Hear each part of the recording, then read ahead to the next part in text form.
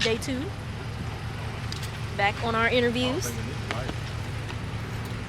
Which building is it? I just know where it's at. I don't know what street. Oh, okay. Young Glenn. Young Glenn. Young Glenn. Young G.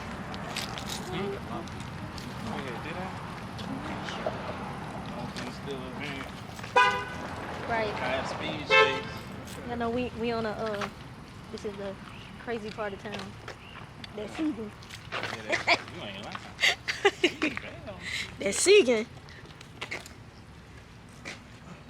Going crazy on this side. That's where the old high school is, huh?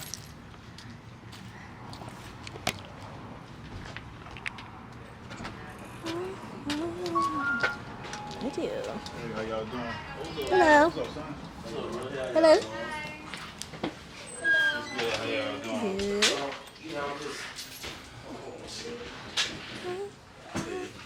What's up, dude?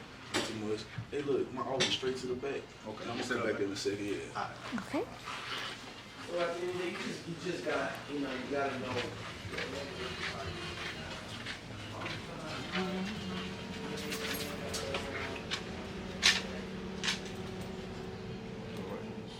Mm-hmm. Yeah. That's cute.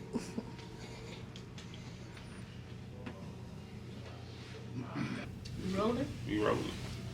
Hello, everyone. My name is Andrea Kelly here with the Reclamation and Restoration Ministries Incorporated. We are a 501c3 nonprofit here in Baton Rouge, all about preventing and reducing crime and intervening as well. I have a special guest with us today. He's going to be talking with us about how we can work together and the strategies and everything that we need to be doing in the city of Baton Rouge to help prevent actual violence and crime in the city. So what's your name? Tell everyone what you do, your business, and everything like that. All right. So my name is Samuel LaFan. I'm an owner of LAP Services, Roofing and Restoration. We specialize in roofing repair and interior water restoration damage. Like their word, restoration. Mm-hmm. So within everything that we just talked about, even off camera, what do you think about the crime and everything that's going on in the Baton Rouge area? I don't know. It's kind of sad though, cause like I grew up in Baton Rouge in the Fairfield area, and my mom, she's from all her family's from South Baton Rouge. My dad, all his family's from Zion City, Skyland area, and even though those areas were kind of like crime ridden, it wasn't as bad as it is now. But as youth, we had more to do. We had more options. Even like, I come through that side of town now, and it breaks my heart every time I come through there just to see how bad things have gotten over the years. So what do you think is the driving force behind so much violence and crime in the city right now? Oh, it's easy. It's lack of opportunity. It's like growing up in Baton Rouge, I'm not gonna lie. I don't like to say product of your environment, but it's like when you only see certain type of things as far as like drugs, hip hop, this, that, you feel that's the only option you got. So it's like you don't realize that there are a lot of other opportunities out there. So it's like, I fell victim to it as a point in 2007. I got arrested for drug trafficking. I was looking at 10 years in prison, but I was able to afford a good lawyer, and it was my first offense, so I was able to get off of it. But I was lucky because my dad was a carpenter. He taught me trades, so I had something to fall back on because I had just had a 1-year-old son, and I didn't want to go back into that environment because when I was in jail, that was the most miserable time of my life. So I had a trade to fall back on, that gave me a second option. So was it more so you didn't want to become a product of your environment anymore, or was it just mainly, you wanted to become a better person? You wanted to take the opportunity that was in front of you to become, more than what you had already been exposed to? The biggest thing is that as a child, I was always inquisitive, and like riding through different neighborhoods and different areas across Baton Rouge, I always had that question, why? So I feel like a lot of people don't ask why long enough, because if you start asking the question why, then you'll seek answers.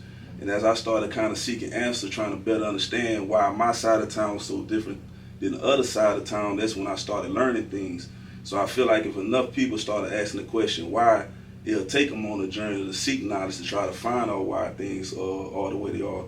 And then learning things, then it taught me to have accountability. So I had to learn to stop blaming others for my actions, and I had to start taking accountability. And when I was able to take accountability, then it allowed me to change.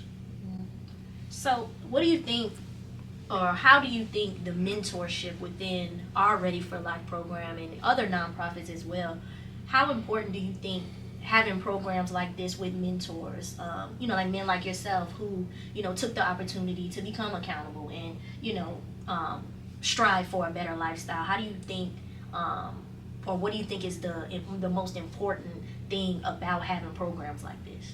I mean, programs like this are big, I think there's something that's much needed because I feel like just being a contractor and being in the trades is so many opportunities, and I feel like a lot of young black boys don't realize that if you want to be a rapper, if you want to be an athlete, all those things, if you looked at the numbers, those things have the lowest percentage of success in anything you can put your time into. So you got to realize that a lot of the youth put 100% of their time in things that have a low chance of being productive. It's like it's a 1 in a million chance to become a pro athlete. It's even harder being a rapper, and you can't survive being a drug dealer, but that's where everybody put all their time and energy to. But I feel like if you had 100 black boys and they all had a trade skill, you'll have a 100% success rate, because I feel like a lot of times they don't have nothing to fall back on, so they just go hard in the streets because they feel that's their only option. Another successful interview. Now we are at the second location, here in Baton Rouge on Greenwell Springs. Y'all know where the Daiquiri Cafe at. Y'all know where that's at. But we're about to go back in. So now we're about to go in and do the second interview. Y'all, these interviews are literally like giving me so much perspective and insight on what we actually need to do as an organization and really as a community in Baton Rouge, period. But these interviews be so good. I hope y'all tuned in. But yeah, we about to go inside and do another one.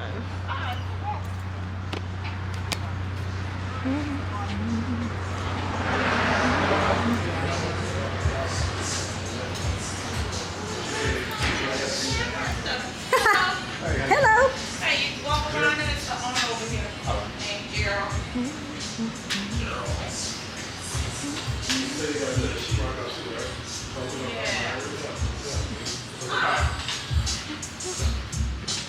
Hello.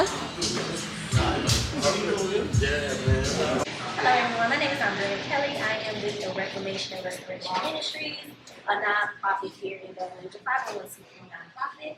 We are in the community today talking to business owners, and we are talking about the crime prevention and intervention program that we have, 〕Ready4Life. We are here with a special guest. Tell them what's your name and what you do. My name is Gerald Anderson. I'm the owner of Attractive Cuts and Styles on 8545 Green Street. Yes, sir. So we're in the city and we're talking to different business owners, black men like yourself, and we're trying to come up with a strategy on how to prevent and reduce the different crime and everything going on in the city. What do you think is the driving force behind all the crime in the city right now? Well, I'm about to show you I did a lot of interviews, and a lot of people probably said poverty.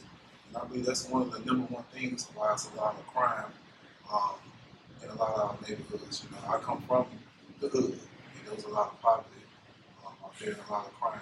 But there's no food, there's no money, people fighting over those type of things. And the different interviews that we had as well, they talked about the different type of influences that is in the city, and the influences that these young men are exposed to. How do you think Baton Rouge as a city can kind of change the influence, change the narrative of what's going on in the city? Okay, that's a great question. I was speaking to someone the other day about how the kids they want to change, they want to do stuff different, but the parents are doing the same thing that they're doing. So it's kind of hard to do something different. You know what I'm saying? I was raised up in a household where I was taught a certain thing, how to do it, and then eventually I started weaseling away, trying to dip into this, dip into that, but I knew what to do. So the thing, what I'm saying, is things was instilled in me. So when I did want to stop doing certain things, I was able to do that. And a lot of these days now, kids don't have the things instilled in them. A lot of kids don't want to do it. They don't want to do this no more. Man, I don't want to live like this, but I don't know which way to go. I don't know how to do it. I don't know what to do. So it's a lack of resources, a lack of direction, and Absolutely. everything. So within this Ready4Life program, within the organization, we have a program that we are targeting mentors. We want, black men who, have their own businesses like you, who are in the community talking to these young men. How important do you think having that positive mentorship would be for the different men that come into the program? Oh, that'd be very, very, very important. That'll be a big influence on the kids. That go back to what I'm saying. Then they'll have someone to give them direction, because that's all they need. They just need direction. So having other people as myself and other business owned people that want positive things to help those kids be led into the right direction. That'll be good. And so we also had the conversation mentioned about their own, the people that we've interviewed, they mentioned their own story of, being in the streets and then finding a way out. You must go ahead and discuss it. I got stuck. I got stuck. We can edit it out. Yeah, I got stuck.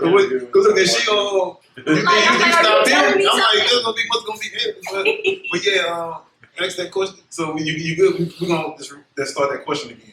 Oh yeah. Let's start that question again. I don't even know what I asked. You asked me about mentoring with people that was in the street.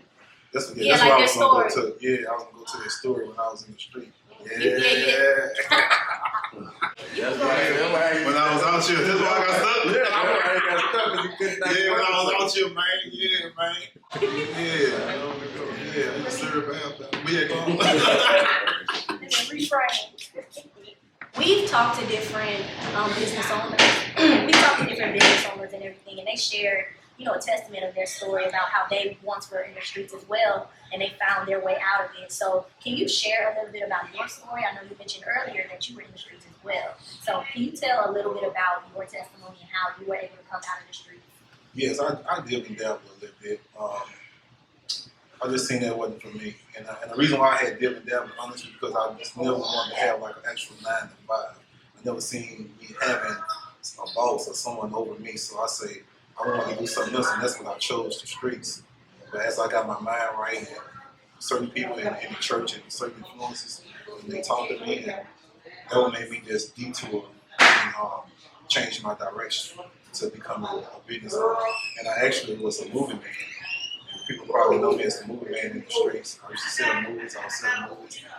Man, I sold more movies than a law to sell, but I sold them. And after that, just being around the industry, I sold the movies at the barbershops. So being around the industry, so that's what got me to cutting hair today.